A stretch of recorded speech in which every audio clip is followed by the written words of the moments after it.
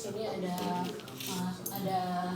mekanisme, terus ada fase-fase yang di mana fase pertama itu ada praovulasi, di mana dia itu sebelum lepasnya ovum di dalam folikel, di mana ovum itu dilapisi oleh folikel. Nah, di saat folikelnya matang, maka ovumnya otomatis juga matang gitu. Setelah itu ada ovulasi, di mana ovulasi itu di saat folikelnya matang, ovumnya matang, jadi ovumnya itu akan lepas dari folikelnya gitu. Nah, saat pasca ovulasi itu, pasca ovulasi itu di mana dia ovum setelah lepasnya ovum dari folikel. Setelah itu menstruasi itu peluruhan atau pendarahan.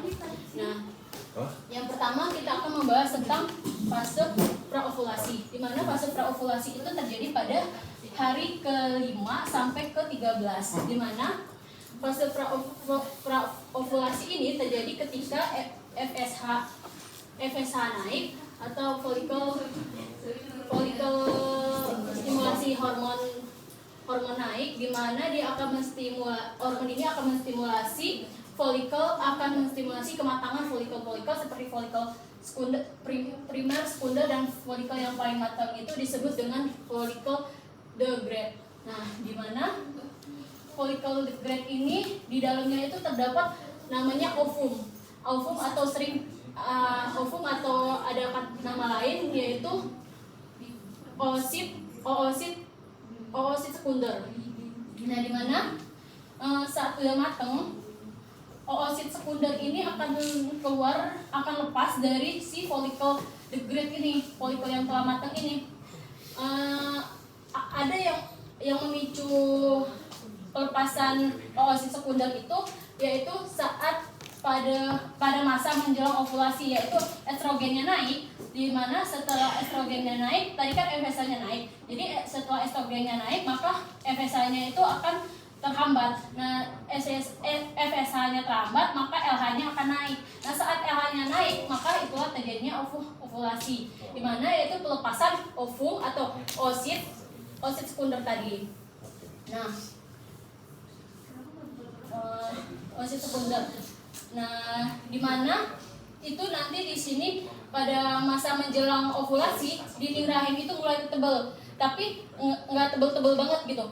Nah, jadi setelah itu tadi kan dia ovumnya tadi kan udah lepas, ovumnya lepas, dia akan berjalan ke arah tuba Fallopi, di mana dia akan menunggu sperma yang masuk.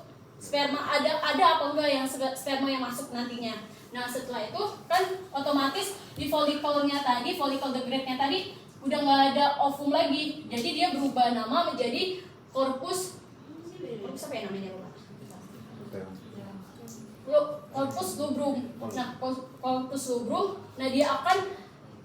corpus luteum ini dia akan berubah menjadi corpus luteum karena LH-nya naik. Kan tadi kan estrogennya naik, FSH-nya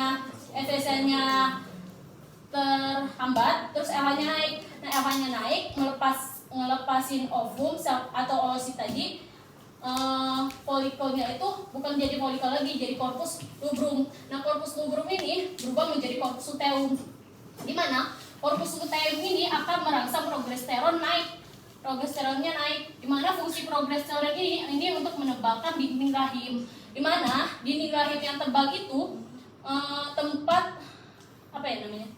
tempat zigot nempel kan tadi kan ovum atau oosit sekunder tadi kan dia ke arah tuba Fallopi. Di sana di saat dia ketemu dengan sperma, dia akan ke dinding rahim dan menempel di sini. Nah, akan tetapi jika dia tidak bertemu dengan sperma, dia 24 jam tidak bertemu dengan sperma, maka dia akan luntur.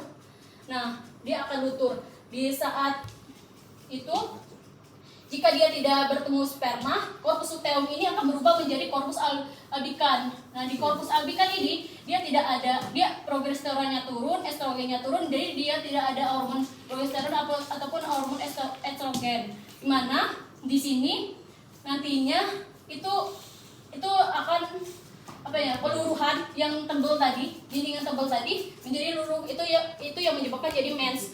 Nah, pada saat ovulasi, misalnya dia pada saat ovulasi dia saat ovumnya mau ke tuba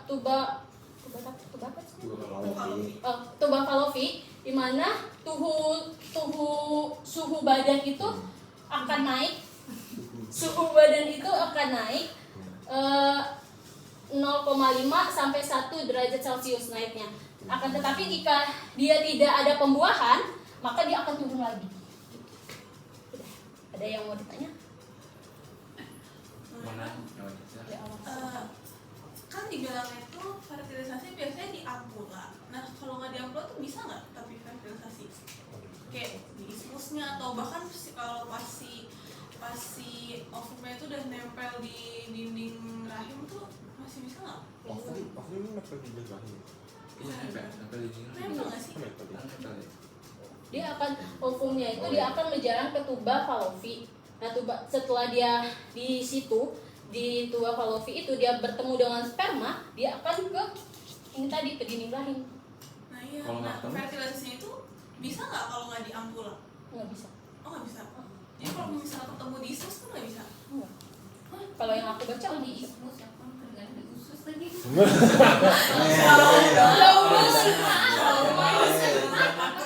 Masa tembus sampai usus nyambungin. Itu beda. Beda. Di darah beda. Nah, aku baca cuma di ampul aja. Mau nanya dong terus tadi yang Jadi nggak dimatiin saya tuba. lupa lagi. Oh enggak. Itu kan yang hormon. Jadi pas hari terakhir tuh